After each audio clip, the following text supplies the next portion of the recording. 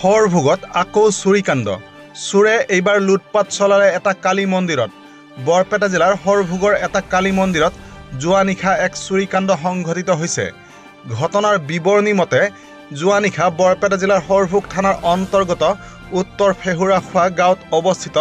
ঐতিহ্যমণ্ডিত ফেহুৰাখোৱা দহলপাৰা শ্ৰী শ্ৰী কালী মন্দিৰত সংঘটিত হয় এক চুৰিকাণ্ড চোৰে চুৰ কৰি লৈ যায় ঐতিহ্যমণ্ডিত মন্দিৰটোৰ পৰা দুটাকৈ টিলিঙা দুটাৰ ওজন ক্ৰমে প্ৰায় 4.5 কিলোগ্ৰাম আৰু 2.5 কিলোগ্ৰাম হ'ব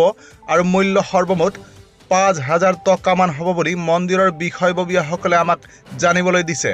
উল্লেখ্য যে মন্দিৰটোৰ দুৱাৰৰ তলা অক্ষত অৱস্থাত আছে আৰু উন্মুক্ত হৈ থকা ভেণ্টিলেটৰেৰে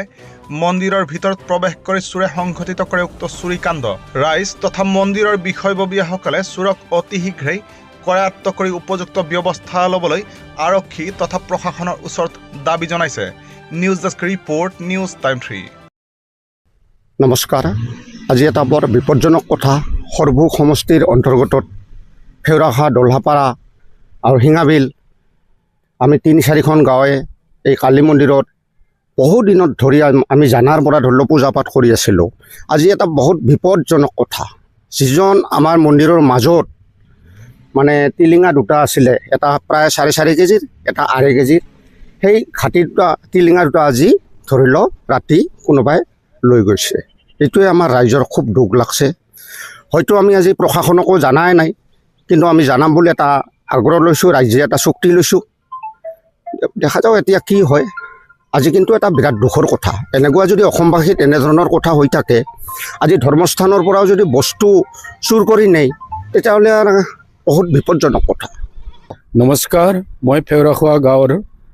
ডম্বৰধৰ দাস এজন এই শ্ৰী শ্ৰী শ্যামা পূজা উদযাপন সমিতিৰ ফালৰ এজন সদস্য হয় আজি খুবেই দুখ লাগিছে খুবেই মৰ্মাহত হৈছোঁ যে এনেকুৱা ঠাইত এনেকুৱা যে ঘটনা হ'ল বিশেষকৈ যি আমাৰ দুটা টিলিঙা আছিল কালী মন্দিৰৰ ভিতৰত সেই দুটা আজি কোনোবাই দুৰ্বৃত্তই ইয়াৰ পৰা উঠাই লৈ গৈছে গতিকে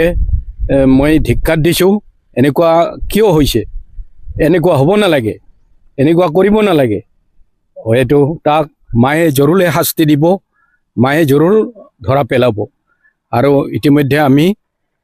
কিছু সময় পিছতে প্ৰশাসনকো অৱগত কৰাম এইটো আমাৰ মন্দিৰটো বহুতেই পুৰণা আমাৰ আটা পিতা দিনৰ পৰাই মানে এই মন্দিৰটো স্থাপিত হৈছিল আৰু তেতিয়াৰ পৰা এই মন্দিৰৰ পূজা পাঠ কুশলপূৰ্বক প্ৰত্যেক বছৰে হৈ আছে গতিকে আমি খুবেই দুখিত